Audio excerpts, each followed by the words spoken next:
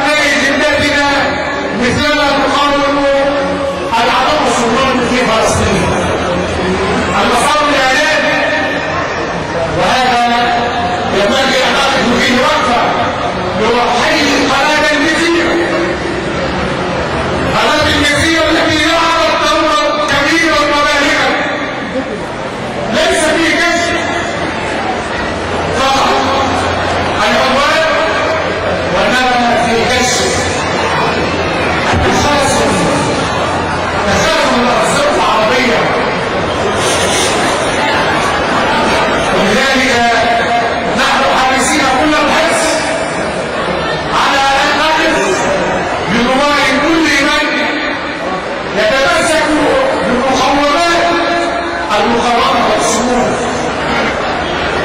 إن بعض الصحف المصرية والعربية شغلت بشكل يشير إلى تاريخنا، علينا أن نقاطعها وألا نتركها لتنشر سمها بين الناس، وهذا مسار لا ينبغي أن نغفل عنه. علينا من كل فاعلية من الفاعليات ولو كانت صغيرة ولو كانت رمزية أن نسكنها وننبهها ونوفقها ونرجوها في كل مكان، لأننا جزء من هذا العالم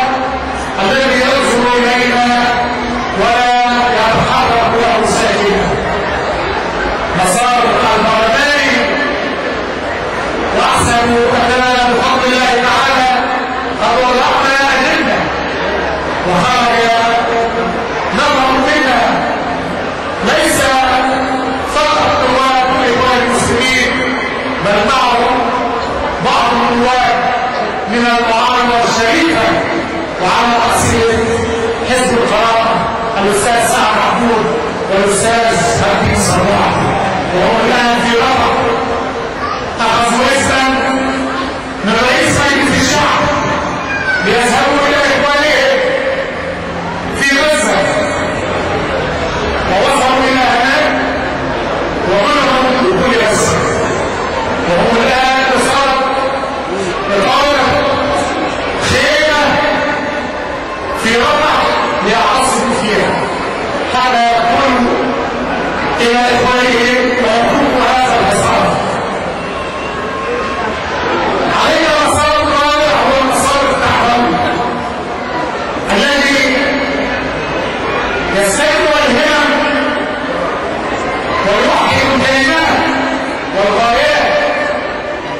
كي نتحرك وسط الصفوة والمثقفين والرؤوس حتى نضع أجندة موحدة، لأن المشوار طويل والحرب فيها من الخسة والمكر ما يستدعي هذا المسار. المسار الخامس هو المسار الجماهيري. التحقوا لجماهير شعبكم، أقيموا فيهم العاطفة الساهمة المكتوبة في قلوبهم، لا تصلوا إلى الصامتين على المتخاذلين، لا، لقد استطاع أو أنسمع أن تبصر فيه من هامة ومرارة، لكن القلب يحكم إليكم وإلى أموالكم وإلى أصولكم، فلتحكم الجماهير، وهذا مسار لا ينبغي أن نقف أو نقله. أما المسار السادس وهو مسار الرئاسة الذي ينبغي علينا أن نستهدف أهدافه. كل منا لو استطاع كل منكم أن ينذر على نفسه قابلة شاكرة لرفضه الله تعالى، لا تحسبوا ذلك أمر صعب، بل علينا أن نتحرك وسط الشعب المصري واستكملوا بفضل الله تعالى ما يعرض ما أخذه هذا النظام أمام أعين العالم كله. لا أستطيع أن أخبر الحديث أكثر من ذلك، وإنما أردت أن أضع الكلمات حتى تكون بمثابة أجندة أعمال في فترة ومرحلة أكثر خطورة مما سبق، فيتوحد منا الكلمة والصف والقلب والغاية، ونسأل الله تعالى لإخواننا في فلسطين النصرة ولشعبنا الأحصار في الداخل والخارج الصمود، وإلى الله